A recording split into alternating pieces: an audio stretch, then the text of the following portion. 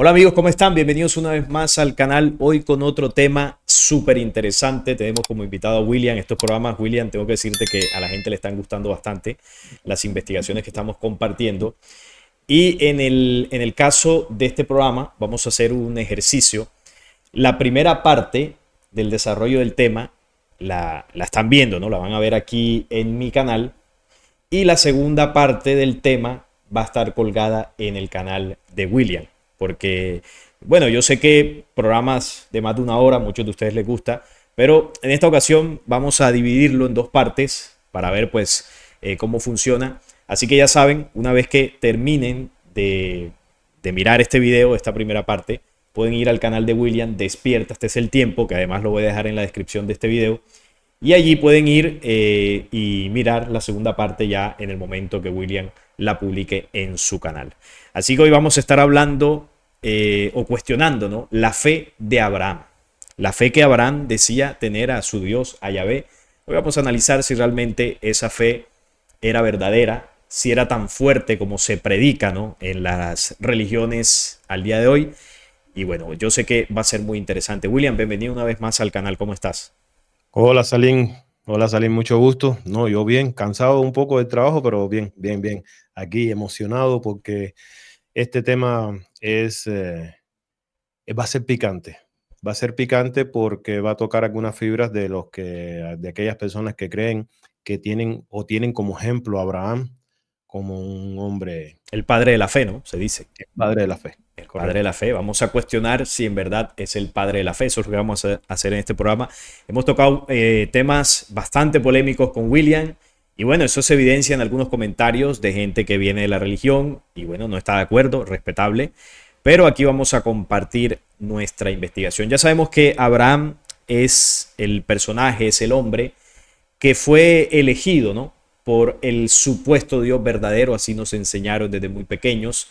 Jehová contacta con Abraham allá en Ur de Caldea, de donde Abraham era oriundo, y bueno, hace un pacto con él, donde le dice que él sería su Dios, y a cambio de la fe que Abraham le tuviese, de esa confianza, de esa fidelidad que Abraham le tuviese, pues él le iba a dar una tierra, la tierra en que él moraba, y a partir de ahí haría ese pacto con su descendencia, de él haría una gran nación, así le prometió, y todo varón debería ser circuncidado, ¿no? Esos serían básicamente los parámetros principales del pacto, cuando Jehová lo saca de la tierra, le dice que se vaya de su tierra porque lo va a mandar a una tierra prometida que le dará a él y a su descendencia.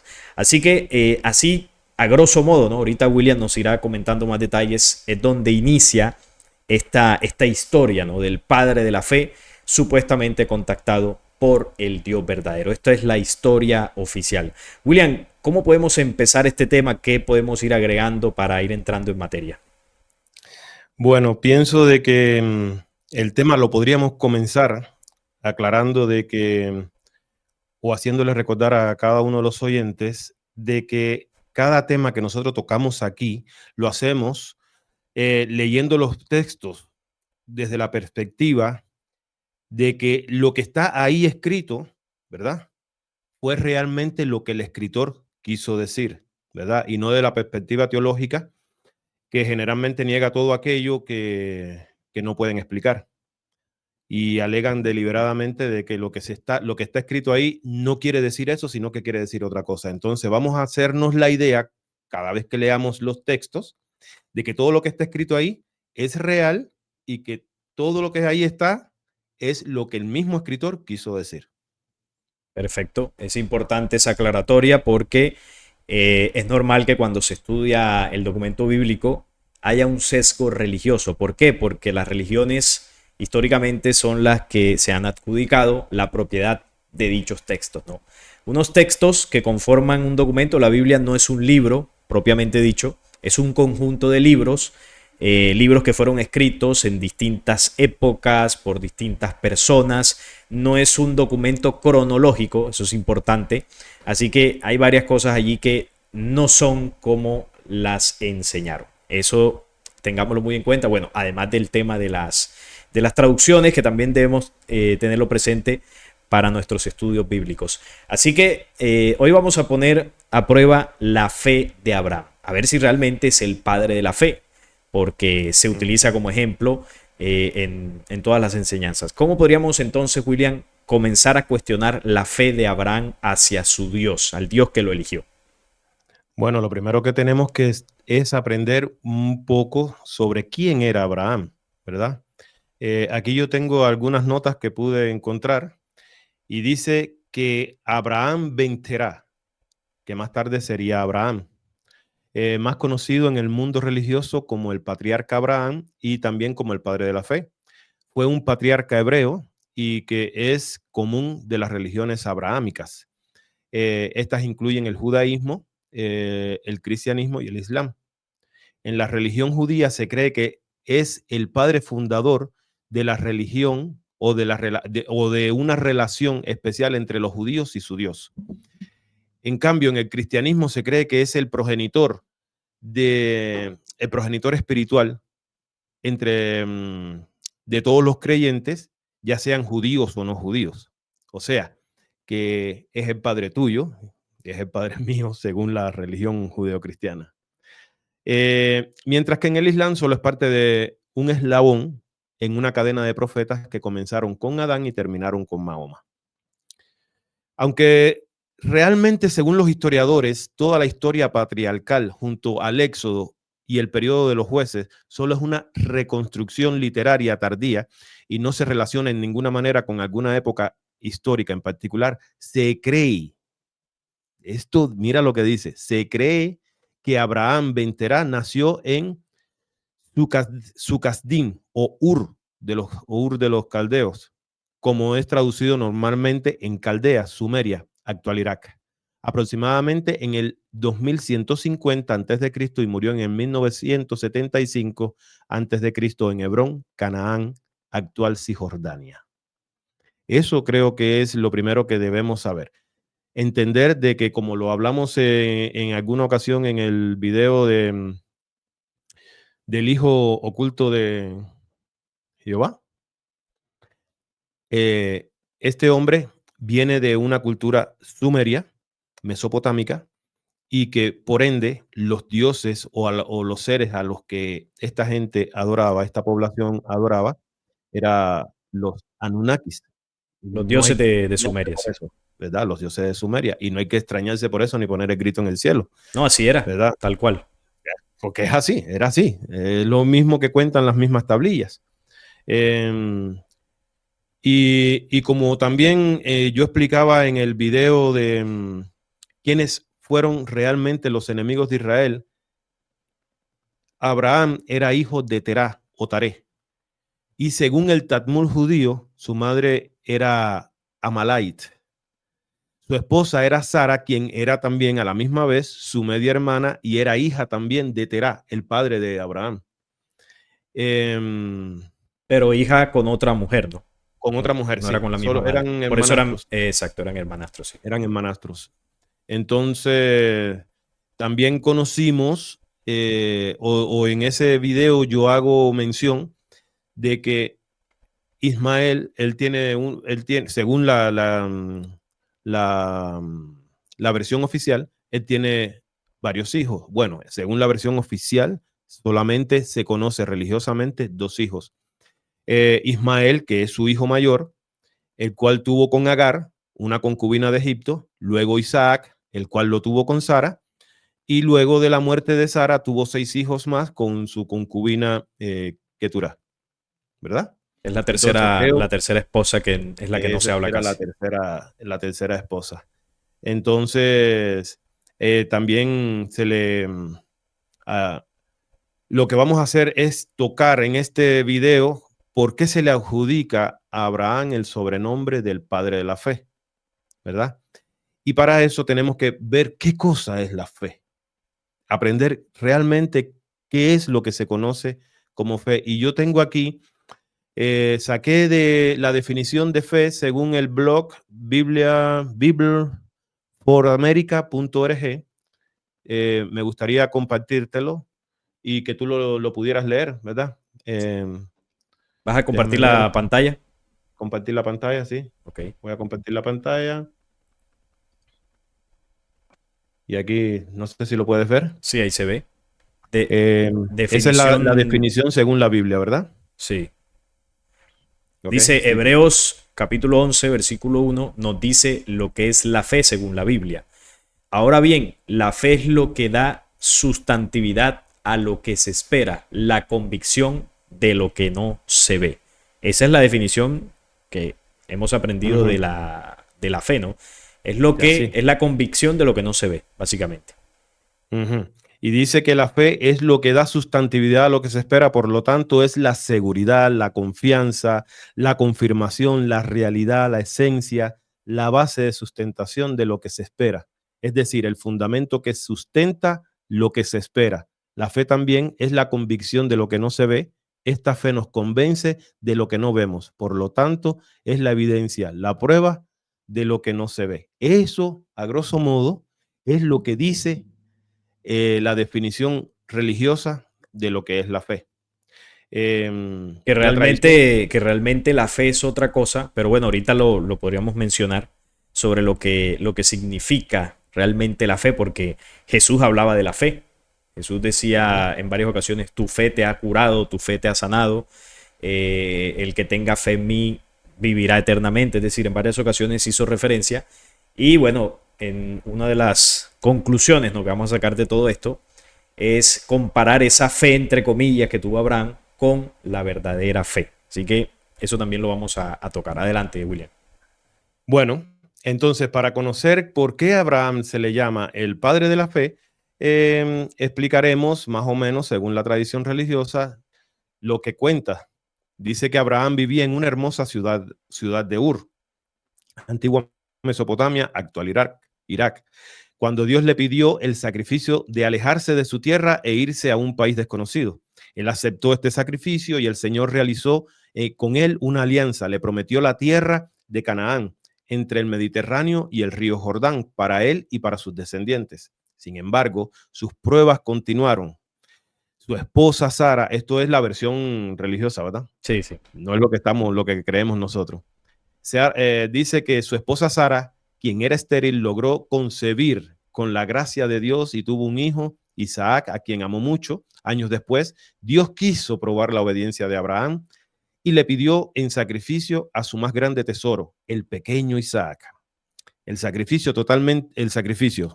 Totalmente angustiado, pero con una fe inquebrantable, el patriarca aceptó el mandato, condujo a su hijo hasta la cima de una colina para darlo en sacrificio, pero en el preciso instante en el que iba a matarlo, la voz del ángel del Señor lo llamó diciendo, detente, no le hagas daño al muchacho, porque ahora sé que tú respetas y obedeces a Dios. Abraham levantó la mirada y vio un cordero enredado por los cuernos en un arbusto. Fue, lo agarró y lo ofreció como sacrificio a cambio de su hijo. La Biblia alaba al llamado padre de la fe porque creyó con toda esperanza y porque nunca dudó que Dios sí cumple lo que promete y aunque parezca imposible. Esto, la verdad, es una historia hermosa, Claro. hermosa, pero después vamos a ver el trasfondo de qué fue lo que sucedió ahí realmente, si fue un acto de fe o otra cosa. Y realmente para una mente religiosa, esta es una historia inspiradora y digna de admirar y de imitar. ¿Cómo no imitar estos actos de fe de Abraham, verdad? Claro, es conmovedor.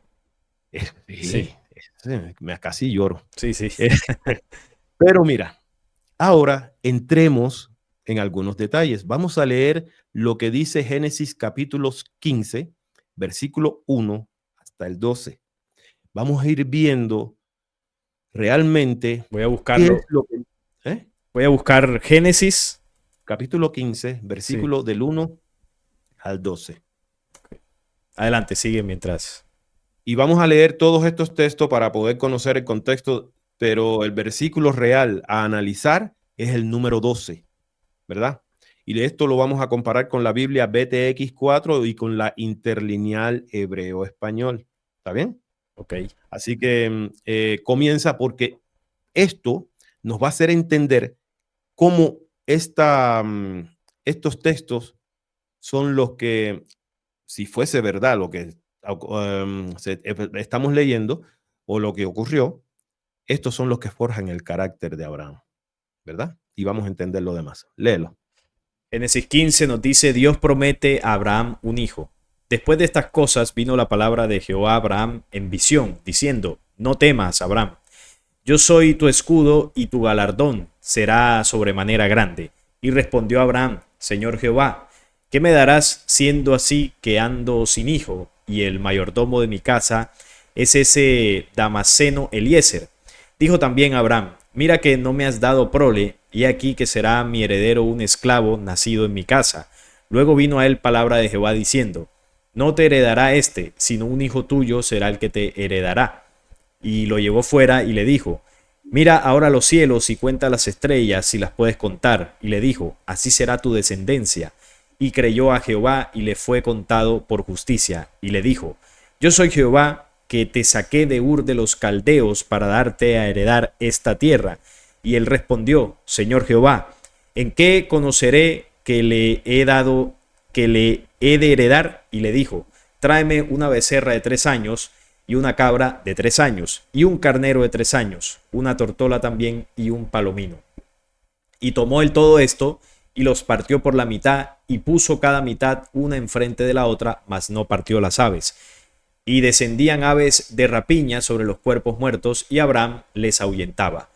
Ahora viene el texto que es el que nos va a llamar la atención de todo. Ok, dice en el versículo 12, mas a la caída del sol sobrecogió el sueño a Abraham, porque aquí todavía no se llamaba Abraham. Recordemos que a raíz del pacto le cambia Yahvé el nombre.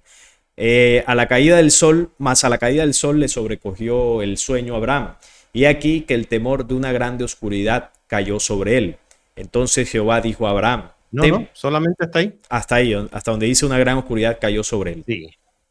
Mas a la caída del sol sobrecogió el sueño a Abraham, y he aquí que el temor de una grande oscuridad cayó sobre él.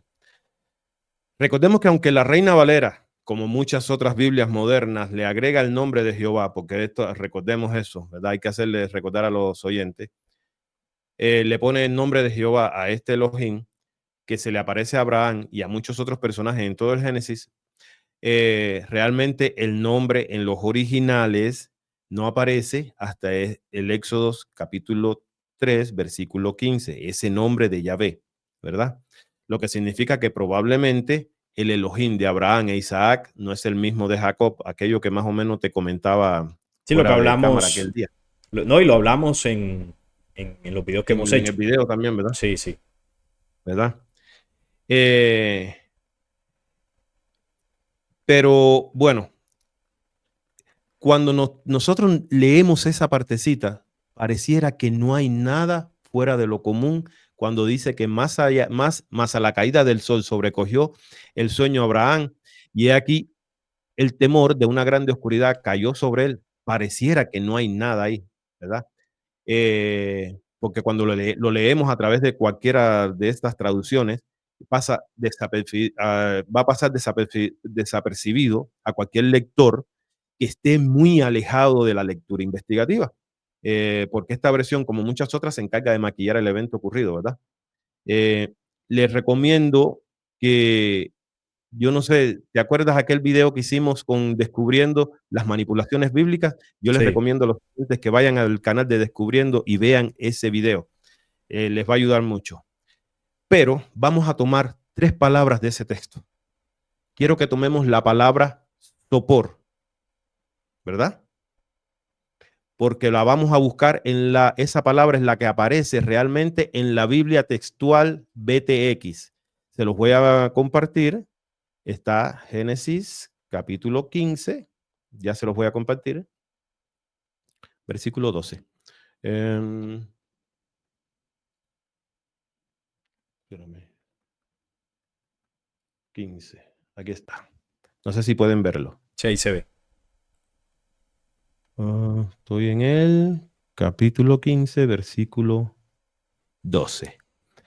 Y estaba por ponerse el sol cuando un profundo sopor, hay que marcar esta palabra, sobrevino a Abraham. Y he aquí el terror de una intensa oscuridad se apoderó de él. Mira cómo cambian ya las palabras, ¿verdad? Sí, porque en la Reina Valera dice, eh, dice en lugar de sopor, dice sueño. Sueño, un sueño, Sí, sí. Y en lugar de temor, terror, que aparece lo mismo, pero no es lo mismo. pero no es lo mismo, Sí. ¿verdad? Em, Ahora, les voy a compartir lo que dice la Biblia interlineal, porque hay que hacer comparaciones para que no nos manden ya de uno solo a buscar los originales, ¿verdad? Sí, porque hay muchos que comentan en los videos que se la dan de traductores. Yo les digo, los expertos en hebreo. Sí, Sí, porque a veces entonces, nos centramos en la traducción y que es muy importante, obviamente, buscar la raíz porque eso amplía el concepto de lo que estamos tratando de decir, pero al final el objetivo es el mismo. Es decir, hay ujú, personas que creen que nosotros tenemos que ser expertos en hebreo antiguo para poder entender lo que dice y no es así. La traducción ajá. original nos ayuda a sustentar aún más lo que estamos tratando de decir. Esta que estás mostrando es la Biblia interlineal. Sí, la Biblia interlineal hebreo-español. Ok, Entonces, les decía de que anotaran estas tres palabras: sopor, terror y oscuridad. ok. Leamos lo que dice la Biblia interlineal. Dice, y fue el sol para ponerse y sueño profundo cayó sobre Abraham y he aquí temible oscuridad grande cayó sobre él. Si buscamos la definición de sopor, dice aquí, estado en el que se tiene sensación de cansancio, pesadez, sueño, embotamiento de los sentidos y torpeza en los movimientos. Cuando ya conocemos el significado de esta palabra, nos damos cuenta de que este es el mismo estado que describen las personas. Yo me imagino de que ya muchos lo han escuchado. Las personas que han sido visitadas por entidades u otras personas que han tenido experiencias, supuestas experiencias con seres extraterrestres de tipo de abducción. Sienten Abducciones, claro. este tipo de sensación, ¿verdad? La de un sueño profundo, pesado, que quieren abrir los ojos y pueden abrirlo, pero sienten que se hunden. Esa es la sensación que sintió Abraham. La segunda palabra es la de terror. La Reina Valera dice que es temor de una grande oscuridad que cayó sobre Abraham. El problema es que cuando nosotros leemos o buscamos la definición religiosa de temor, lo que por donde quiera que busquemos es lo que vamos a encontrar es lo siguiente: miedo reverencial y respetuoso que se le debe tener a Dios.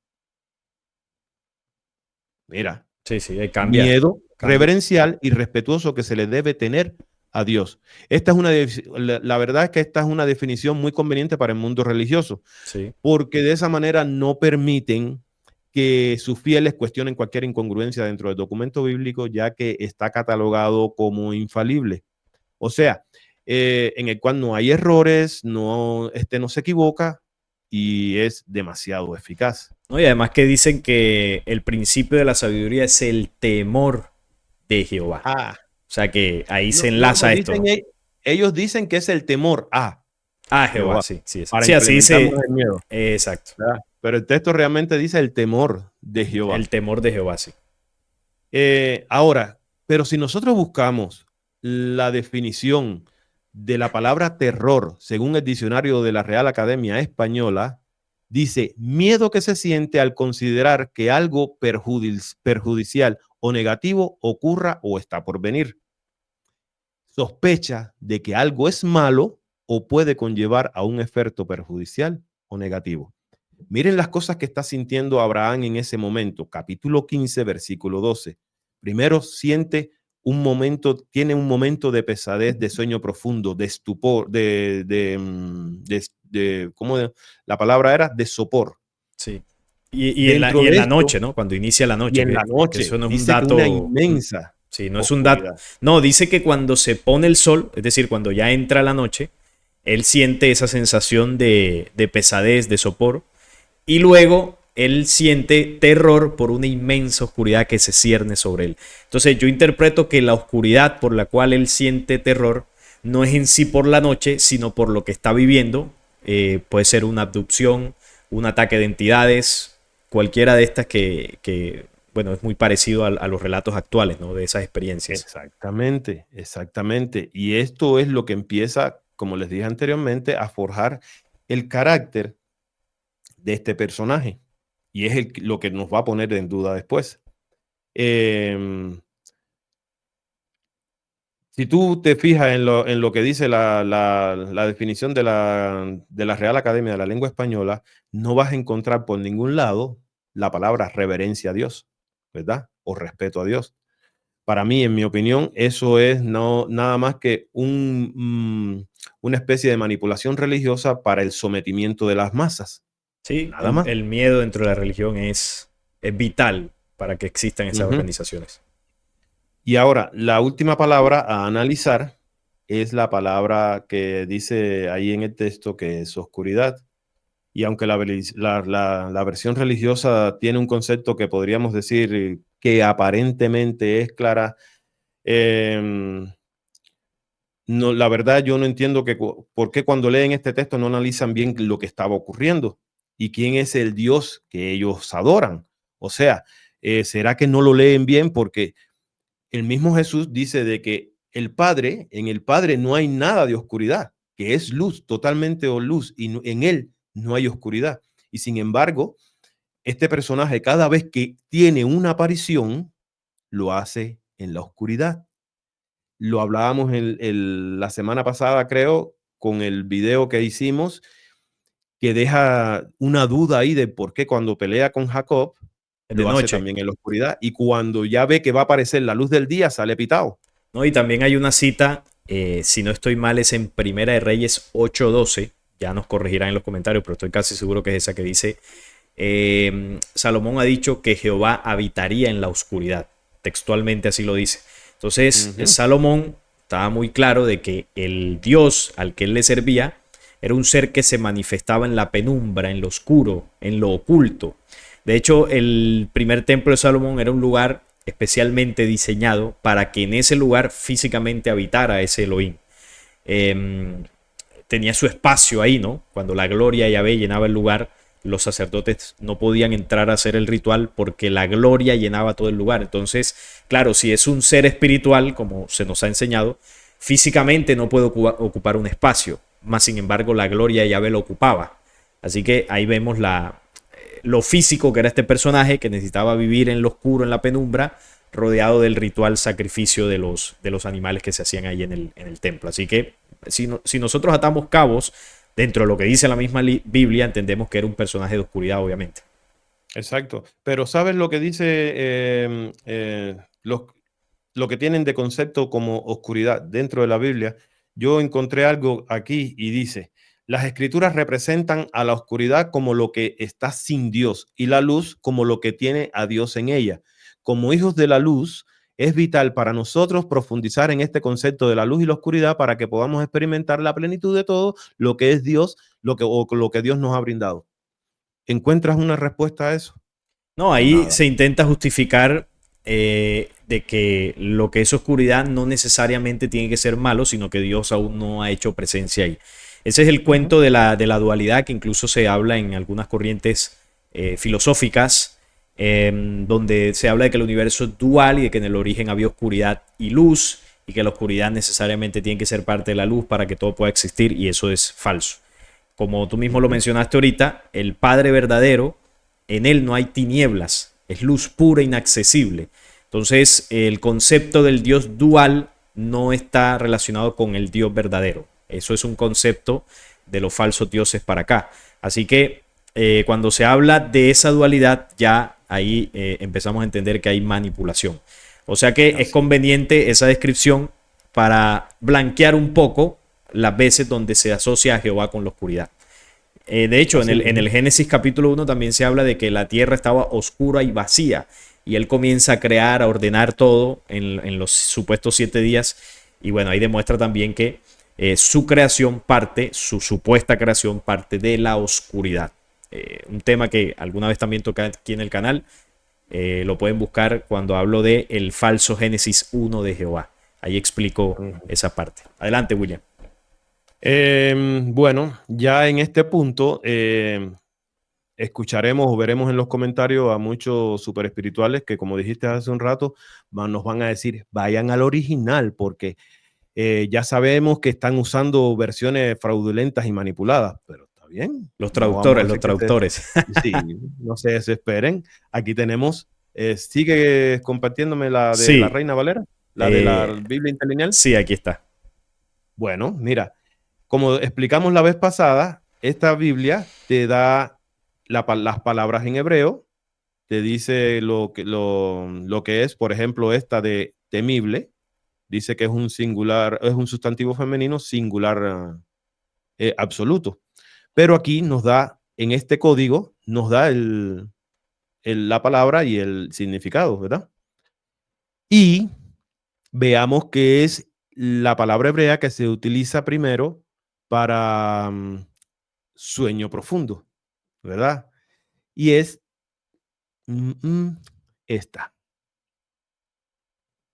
Dice que es tardemá, Tarde más. sueño profundo. Lo mismo que le hicieron, en lo mismo que hicieron caer Adán, al Adán, sí. ¿verdad? Em, esta se deriva, ¿verdad?, de otra que significa entorpecer. Aquí lo dice, ¿verdad? Y es prácticamente lo mismo que nos da la palabra que utiliza la BTX cuando dice sopor o lo que se conoce médicamente como parálisis del sueño. Sí. Ahí vamos entendiendo. La palabra hebrea para temible, como lo podemos ver aquí, es eimá. Su significado es, mira lo que dice, su significado es Espantar. espantar o espanto y su definición es miedo. Aquí está, miedo. Yo en lo personal no encuentro nada de reverencia o respeto en esa palabra.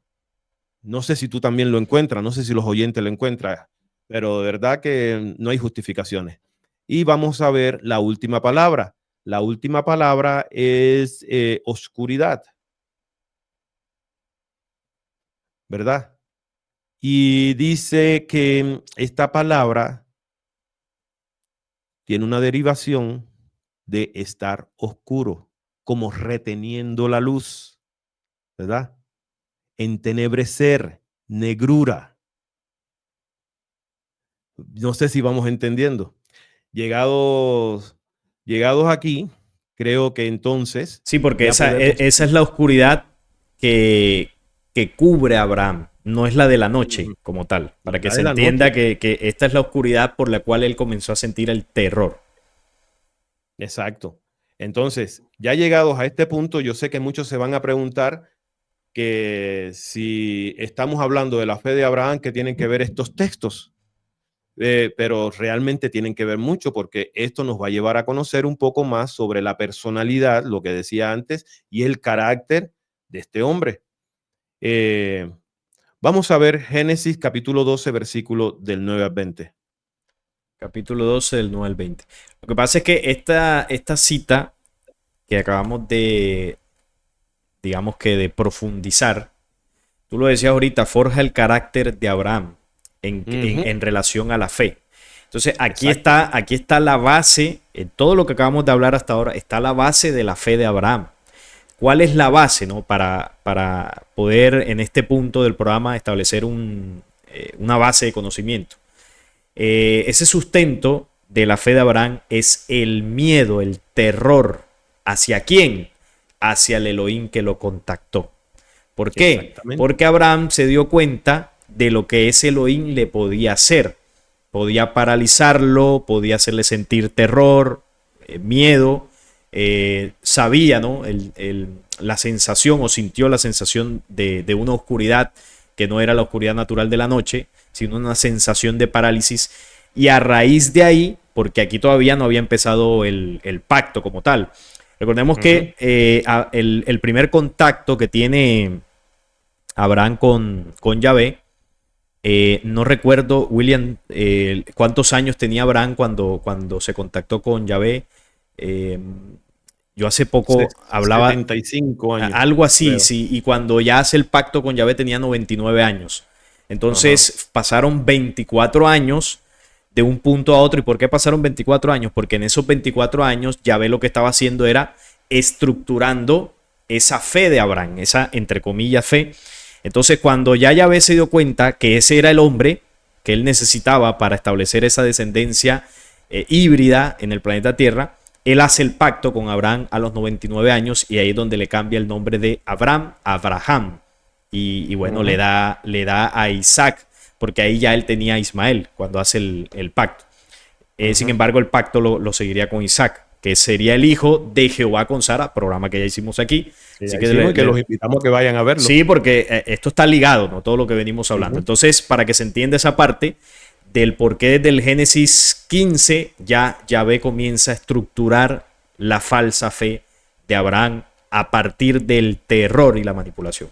Eso para que lo tengamos ahí de base. Ahora vamos con el Génesis 12. ¿De qué versículos? Recuérdame, porfa, William. Del 9. Del 9, sí. Al 20. Acá está. Y Abraham partió de allí caminando y yendo hacia el Negueb. Abraham en Egipto. Hubo entonces hambre en la tierra y descendió Abraham a Egipto para morar allá, porque era grande el hambre en la tierra. Y aconteció que cuando estaba para entrar en Egipto, dijo a Sarai su mujer: He aquí ahora conozco que eres mujer de hermoso aspecto, y cuando te vean los egipcios dirán: su mujer es, y me matarán a mí, y a ti te reservarán la vida. Ahora pues, di que eres mi hermana, para que me vaya bien por causa tuya, y viva mi alma por causa de ti. Y aconteció que cuando entró Abraham en Egipto, los egipcios vieron que la mujer era hermosa en gran manera. También la vieron los príncipes de Faraón y la alabaron delante de él, y fue llevada la mujer a casa de Faraón. E hizo bien Abraham por causa de ella, y él tuvo ovejas, vacas, asnos, siervos, criadas, asnas y camellos. Mas Jehová hirió a Faraón y a su casa con grandes plagas por causa de Sarai, mujer de Abraham.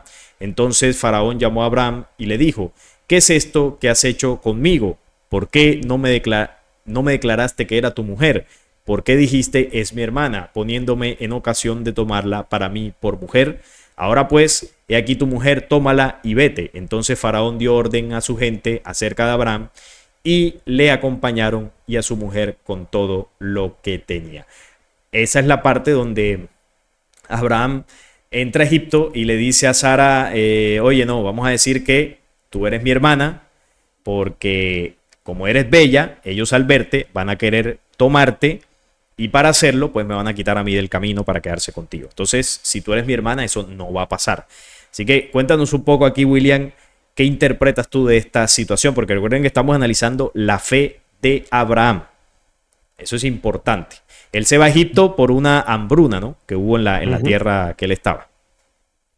Bueno, si leemos detenidamente este texto, lo primero que nos vamos a dar cuenta es de que este hombre tiene una falta de carácter increíble.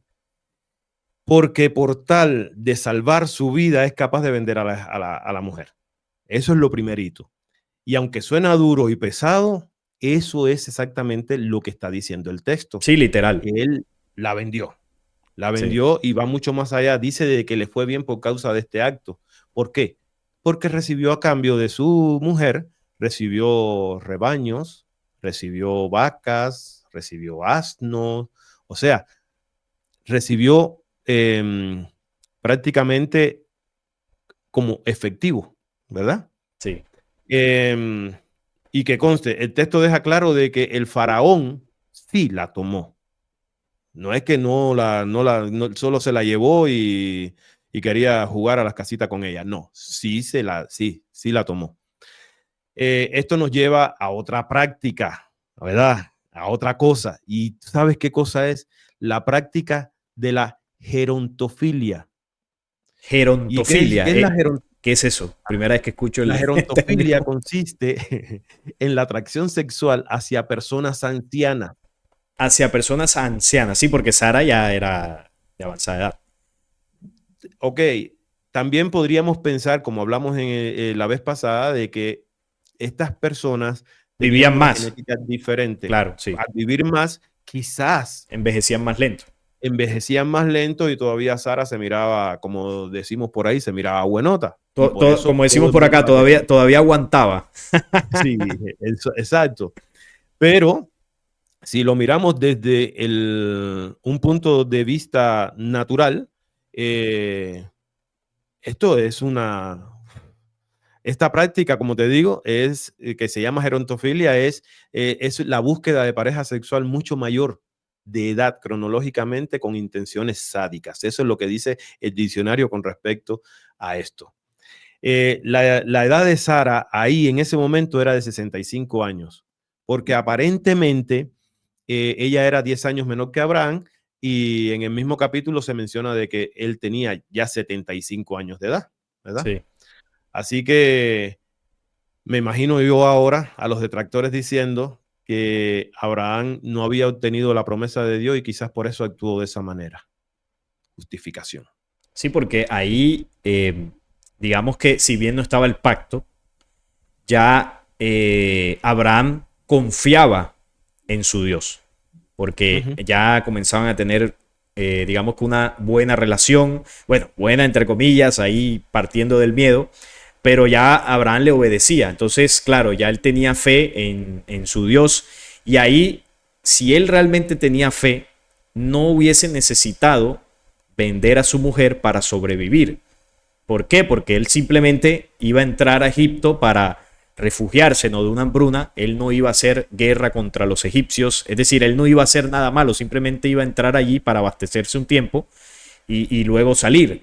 Pero él, para sobrevivir, da a su mujer al faraón para que lo dejen tranquilo. Entonces, claro, es como si estuviese desprotegido. Bueno, yo entro a Egipto aquí y aquí los egipcios van a hacer lo que sea conmigo porque no tengo quien me proteja. ¿Y dónde estaba su fe ahí?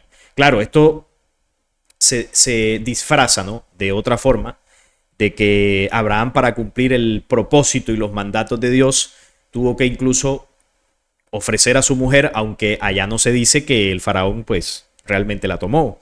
Es decir, no se muestra esta historia como realmente sucedió, sino que, bueno, él sí dijo que era su hermana y a pesar de eso no le pasó nada.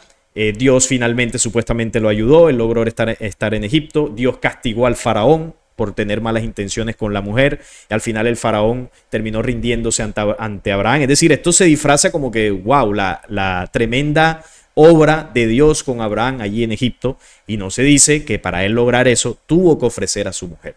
Y ahí es donde está en cuestión la fe de Abraham. Así que, William, ¿qué te parece si concluimos esta parte que estamos analizando de Egipto para esta primera parte del programa, y dejamos el resto en la segunda parte para tu canal? Que vamos ya 40 minutos de programa. Yo creo que hemos avanzado una buena parte, y ya el cierre, las conclusiones, lo que falta de la investigación, lo dejamos para esa segunda parte, que le recomiendo a la audiencia que vayan al canal de Despierta, este es el tiempo, porque como vemos esto está buenísimo. Y bueno, lo que falta, pues ahí lo podrán ver cuando William monte la segunda parte de esta investigación. Así que, mi hermano, gracias por compartir esta parte inicial de la investigación para el canal. Aprendimos bastante, comenzamos a entender en qué se sustenta la fe de Abraham, y bueno, la conclusión de esto la estaremos analizando en tu programa. Así mismo, vamos a verlo en mi canal y van a entender qué era la fe.